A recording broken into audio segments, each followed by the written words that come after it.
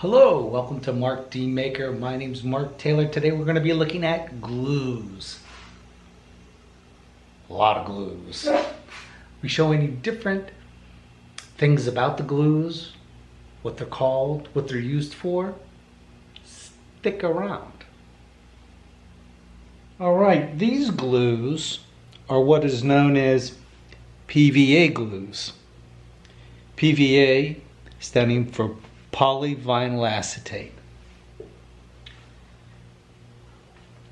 A lot of people just call them white glues, but polyvinyl acetate's also in all of your wood glues. Sometimes it's thinned out a little more into like a Mod Podge, even the techie glue, PVA.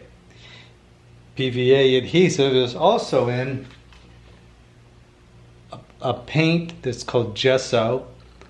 It's a water-based paint used for canvases or even wood. If you're painting wood and want a pure white background, that's your guy. So PVA glue is actually very valuable. It's good stuff. In wood glue is so strong, if you glue two pieces of wood together properly, break them apart with a big old hammer, the wood is going to break, not the glue. The glue's stronger than the wood.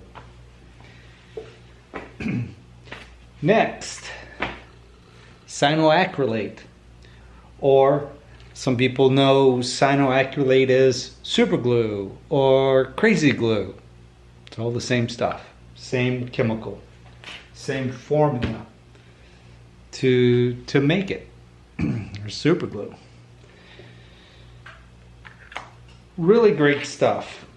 But what takes it the next level is an accelerator, an instant set. Some people call them a kicker. This stuff, when you put super glue on and just hit it with a little mist of this stuff, and it lasts a long time. You can buy it separately at Hobby Lobby, about $7. Any of these crazy glues, super glues, when you put it on something and you hit it with this, it sets instantly. Instantly, it is on there. So where that is beneficial is if you want to make something temporarily to hold something in place because you don't have a third hand, you can build a little jig just out of a piece of wood, or it could be anything. Super glue it, hit it with this, boom, it's set, and you can move on towards whatever else you need to do. You could use this as a temporary clamp. So you would put wood glue in, leaving space for the super glue. Put your super glue on, accelerator on one side, super glue on the other. As soon as you put them together, done. They're going to stick. This will change the way you work with super glue, or any glue. Here's another little trick. Let's say you don't have accelerator. Regular baking soda. This was like 79 cents. This will last a long time. So you would put down super glue right in the joint where the super glue lines up with whatever you're gluing it to. Sprinkle a little baking soda and it'll act just like accelerator. It will set like that, and the baking soda will actually build a little ridge, adding extra strength. Now you'll see the white around where the glue is. Super glue is usually clear and you don't see it very well, but when you put the baking soda on it, you'll see it and it's white. So if the white won't affect the way it looks, that's a really cheap accelerator. Neat little trick. Epoxies. Epoxies are just about as strong as glue as you can get on the market. They're super strong, but they come in two parts. You have to mix them. They come in different forms. They come in a putty. So with this putty, it comes in two parts. Got one here. Let's see if I can show you. It comes in two parts. It's got a light center and then around it. So there's two different types of putties. When you cut off as much as you want and mix it together, and then that will start the clock ticking. You have whatever it says. This is set time 15 minutes. So you have 15 minutes to shape it into what you want before it gets very, very hard. This is 5-minute epoxy here. You would mix it 50-50, pour out equal parts, mix it up. I usually use bamboo skewers or toothpicks even. And mixing it up, you want to use it relatively quickly, so you want to lay out your project and have it ready to go. Leaving the wooden stick in the little pile of epoxy that's left, and that'll be your test. When that stick is glued firmly into that pile and you can't take it out, you'll know that your epoxy is set on your project. You can move it or unclamp it or whatever. Some epoxies come in these syringes. The two parts squeeze out. They don't always squeeze out equally. Now they have this piece right here in the middle that keeps them together to try to make it squirt out equally. I usually just cut that and squeeze out the parts individually, and you just have better control. And here's a tip with this stuff. When you're using these syringe styles, make sure that cap goes on the same way it came off. In other words, don't flip it around the other way and put it on, because you'll never get it off. This particular one's made for plastics. They make them for wood. This plastic actually has a solvent in it that helps soften the plastic that it's gonna adhere to. JB Weld. This has really been a go-to for me. This is black, this is cream colored. You mix it together, it turns a dark gray. Really, really strong epoxy. They claim that there's actually like metal in this, and you can do repairs on your engine block with this stuff. So it is strong, and I have done repairs on a scratched head one time on my car with this, and it worked. So epoxy is so strong that I used to repair C-130 props on airplanes, and they would use a two-part epoxy. Now it was mixed a little bit different. It came in a gun, and you squeezed it out, and it mixed it thoroughly through before it distributed out.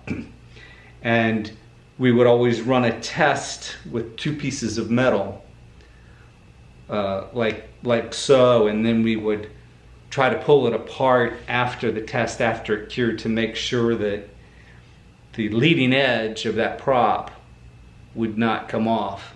But it was held on with epoxy, two-part epoxy, much like this right here. Now if it'll hold an airplane prop together, you can imagine how strong it is. Contact cements.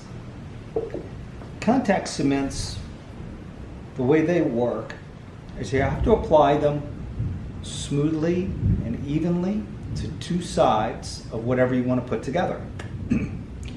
When you let them dry to a tackiness and put them together, they are really together. Contact cement is typically used in shoe repair.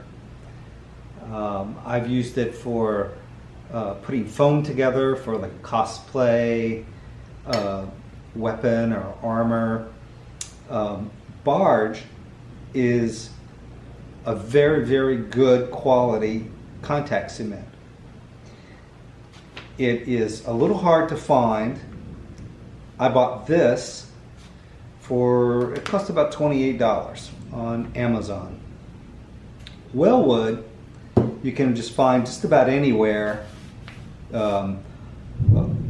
Big box hardware stores, etc.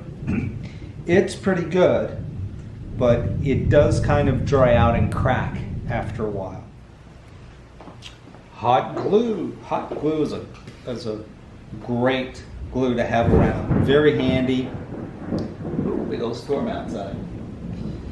Very handy. You can see how flexible it is, except for when it gets cold. If it gets cold, that would just snap right in half. So when you use it, you want to use it in areas that aren't going to get really, really cold. Otherwise, it'll most likely fail. This is a 100-watt glue gun and is considered high heat. So these sticks, these glue sticks that I have here are considered high heat glue sticks, and they're very, very strong. They work great. You can get this, I got this gun on Amazon for under $30. You can get hot glue guns as cheap as, I think, $10. And usually they're small, they have these little sticks like this, and they're usually 60 watts or below. Plastic weld. This is used for plastics, and it literally melts them together and then glues them. So this is great for using like on acrylic sheet. It's clear. You can put it in a little tiny bottle that has a little, like a needle for a nozzle, and it works very well. Here's a quick tip. When I mix epoxies or anything that needs to be mixed in two parts, I just take these pet fingernail trimmers, and that's what I use to cut my bamboo skewers. It cuts them off nice and clean. If you try breaking these, they just splinter. So I keep this with my bamboo skewers. Great mixing tool. It's super cheap. Spray adhesives. I typically will use Super 77. I've used both. The Super 77 is my go-to. Now, you can use this in many different ways. If you spray one side of something and apply it when it's wet to the surface you want to glue it to, it is very strong bond. If you spray it and let it dry till it's tacky to the touch, in other words, let's say you have a paper pattern and you don't want your paper pattern to stick to that wood forever, you want to remove it when you're done cutting it out. You wait till it dries enough, and when you can touch it and the paper pattern will stick to your finger, it's perfect to put on your pattern. You'll know it will peel off later. Fabric glue, as long as you follow the instructions, work really well. As long as you follow the instructions, let's say you put it on a hem, follow the instructions, you can wash it, iron it, whatever, it'll be fine. Great stuff. Thread lock. Now, thread lock comes in two different colors, a blue and a red, and they're different strengths. They basically go on the threads of something that you don't want to come undone. Especially something that has like a motor on it or has a vibration to it. I use this in my line of work all the time. Acid brushes. Now I keep acid brushes with my glue supplies. They're hiding right there. And these are great for spreading around glue to get it onto the edge of something. When you're done, you just throw them away. This, on the other hand, is a silicone cooking brush. And I've trimmed the edges just a little bit shorter. And this is good for applying glue to a little larger area. And you just leave the glue in here, let it dry up, and when it's done, you just bend it, pops right off all in one piece.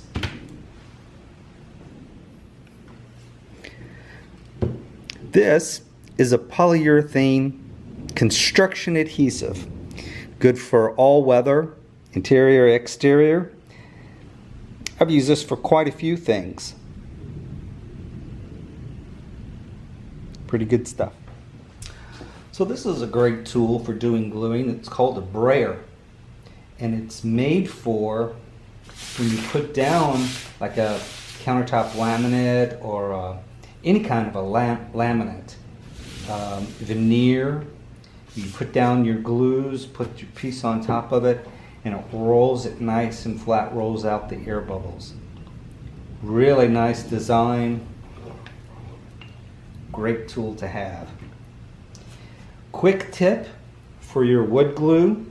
Let's say you have a kitchen cabinet and the screws are loose in the hinges. This is a very common thing that happens. Remove the screw, put some glue on some toothpicks, tap them into the hole, let them dry. Just let it dry completely. 2 hours. Come back, break off the toothpick at the surface, put your screw back in, and that thing will hold great. It's a perfect way to handle loose screws in anything. Doors, cabinets, whatever. And lastly, a paint. We're going to talk about a paint, but a paint that acts like a glue. The Gripper by Glidden. This is great stuff. I've actually painted glass with this, and then you can paint whatever kind of paint right over top of that. This stuff will stick to just about anything. Really, really good stuff. I hope you enjoyed this video. If you liked it, please hit like, subscribe, and share. I'll see you next time.